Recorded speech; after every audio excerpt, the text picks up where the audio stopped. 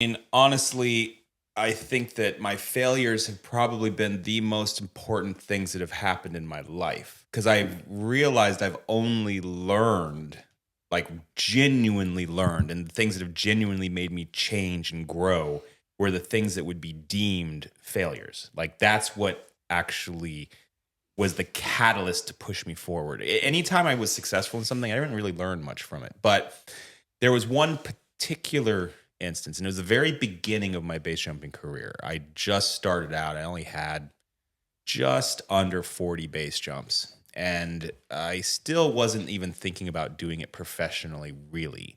I didn't know I would be able to make a living from it, and it was just, at the time, more of a hobby, a passion, just something I really wanted to do.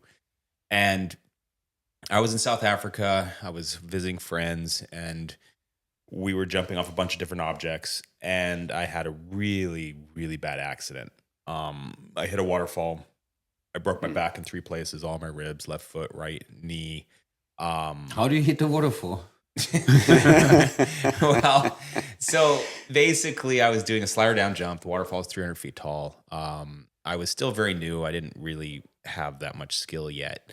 And when I stepped off the waterfall, I dipped a shoulder. So my left shoulder dropped. And as that happened, it created an asymmetrical opening, meaning I loaded one side of the canopy first, which was the left side, which forced my parachute to open with a 90-degree left-hand turn, meaning I opened exactly to the left from where I was supposed to be flying. And that out of nowhere, a waterfall. Yeah, well, I mean, I knew a waterfall was there. Like I knew that before jumping off, and I knew that if I got 90 left, it would be bad. So the instant it happened, I actually think I kind of forced it to happen because it's one of those things where, like, you're driving a car, you look someplace, you go that place.